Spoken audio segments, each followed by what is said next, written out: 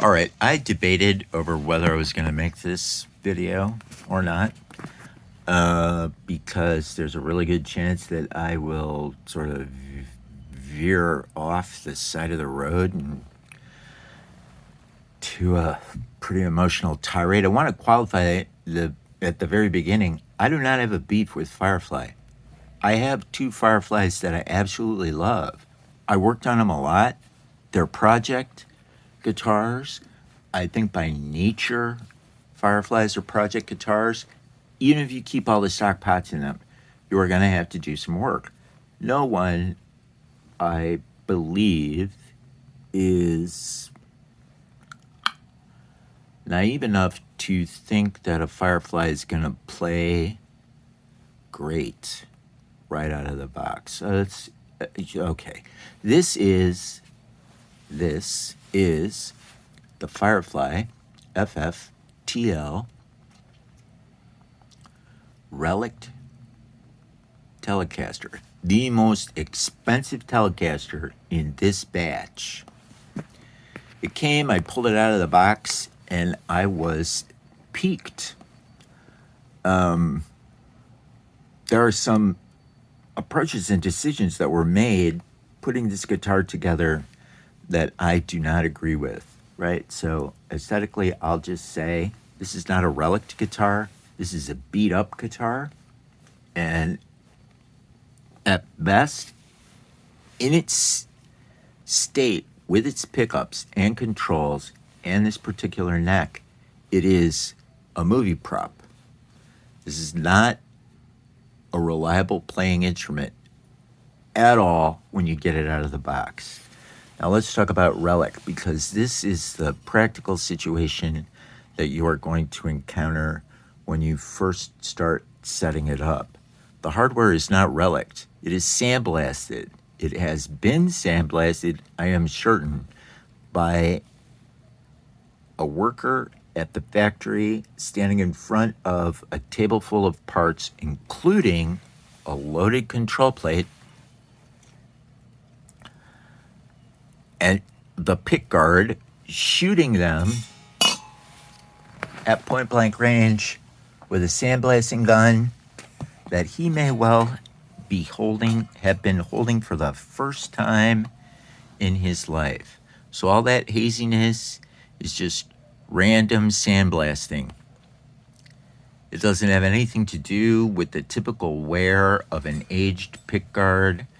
The pickup, as you can see, is enthusiastically sandblasted, except for this side.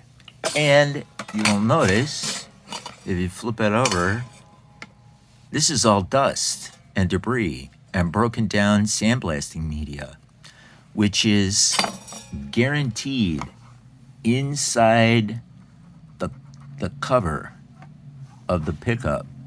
Whether it migrated under the tape that wraps the coil is something else. We could talk about the pickups, but we don't really have to. They are passing low output pickups. Now, it may be a little bit difficult to see, but if you look at the original controls, there you go. You can see it. See the sandblasting dust and debris here on the wafer and there on the chrome? That stuff is all over the contact points of the switch, and I can absolutely guarantee you that it is inside the body of the pots. If you get this guitar and you expect these parts to last longer than a couple of years, you're going to have to take this all apart and clean the daylights out of them. You're going to have to disassemble the pots, clean the wafers, clean the wipers, clean the inside of the potentiometer body. Now, obviously, I don't have original stuff in here, and I've got my own thing going on, but as is typical with budget basement vintage bridge Telecasters, this bridge is not in the right place. The screw holes are questionably located. You can see the string through holes. replacement pickguard that I have can't go where the original pickguard was because the route for the neck pickup, which is a humbucker P90 route, is too short on this side. Lining this up so the pickguard is aligned with the kind of slightly cattywampus bridge. The control plate cavity is in the wrong spot. As is, it's already far too narrow. If you've got any kind of plan for your telly, I mean, and obviously I had a plan, but if you've got any kind of plan for your telly that involves a super switch, even a two-pole super switch with a single wafer, it is not going to fit in here, even if you use the original pickguard. Now, the most egregious, and I'm not going to pick the guitar up to just point the camera at the tuners. The most egregious part of this whole sandblasting situation is there is sandblasting sand and debris in the gearing of the tuners. When I changed the strings the first time, turning the key by hand, not with the thing in the drill, but just by hand, the noise I heard was basically exactly the same noise I would hear eating Captain Crunch with earplugs in. There is sand in the gearing of the tuners. I'll talk a little bit about the neck. But that fact is the one that is the stop sign. It is like the stop sign that is 3 times the size of the normal stop sign. It is the stop sign that you can't argue with. The neck, which is supposedly a compound radius, which kind of, plays out a bit.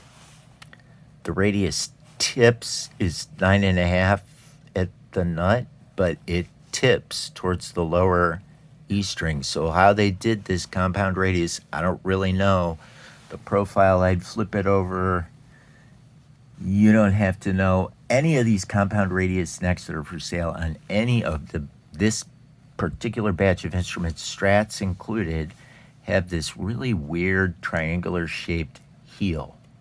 So, and of course it says compound radius. The profile on this thing is a shallow U. I couldn't figure it out. Like it's not 100% uncomfortable. It's not unplayable. But if I'm doing a reach over, like the bones of the palm side of my knuckle hit the shoulder on the finger side of the neck. But it's not a fat U. It's not like a true vintage U. And nobody likes U-shaped necks anyway. The only people who like U-shaped necks are people whose hands are as big as canned hams. It just doesn't happen. All right. And the most important part about the neck is that the heel is too shallow for the neck pocket route. When they first put this together, they discovered that the truss rod wheel was hitting the tab of wood that's left over before the pickup route begins. To solve this problem, they bored a gouge out of the bottom of the neck pocket. When I first saw it after I took the neck off, the first thing that I thought was, wow, like this is like a dull router bit tear out that's huge. It's like 5/8 of an inch wide. It's 2/3 as long as the neck pocket route itself.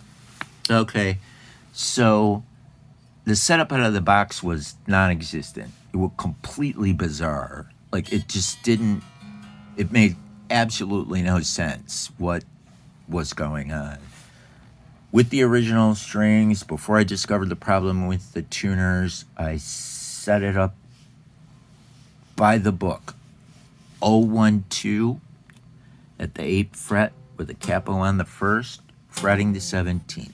4/64ths string height at the 17th fret.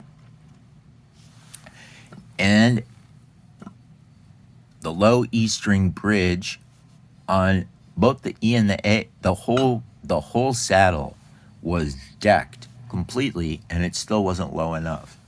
What I have discovered since, and what I have needed, is a shim, a partial, for now, a partial shim at the heel of the neck pocket, 1/20th of an inch thick. That's a little bit less thick than your ATM card. That means that these guitars were assembled from mismatched parts. Want to talk about the aesthetics? I don't really. They've clear coated over the part that they have scraped, sanded, and ground away. For me, that is a super amateur move. It brings this guitar closer to the no-name rip-off Chinese guitars on eBay. And makes it a movie prop. It's going into my ICU. I don't think I can look at this paint and not be mad for months. If you are dead set on buying this guitar, wait until it's on sale. I'm not on Facebook at all, so I'm not a member of the Facebook group. If everybody from the Facebook group sees this video, you absolutely have my permission to post it on Facebook if you think it's going to be helpful. I have no experience with the Relic Strats, but they all have this weird, like, triangular shaped heel, so-called compound radius neck. They all have what looks like, on the wonderful pictures that Firefly takes of their guitars in the dark, matte finished stuff. So they have finished all of the hardware in the same way. I just want to be really clear, right? Like, when I say this is not relic, it's just beat up, that's how I feel. When I say this hardware is not relic, it's sandblasted, that's just factual. That is factual. And after being sandblasted, it is not cleaned up. I think I started the video with my conclusion. I hope I did. But I'll restate my conclusion. Don't. One word, don't, which is a contraction of the two words, do not. Do not buy. Do not buy this guitar. If you're a person that does not yet possess the tech and luthier skills to bring this thing up to a place where you're going to be able to reliably perform with it, do not buy it. If you are dead set on buying it, wait until it's on closeout sale. And yeah, I'm kind of mad.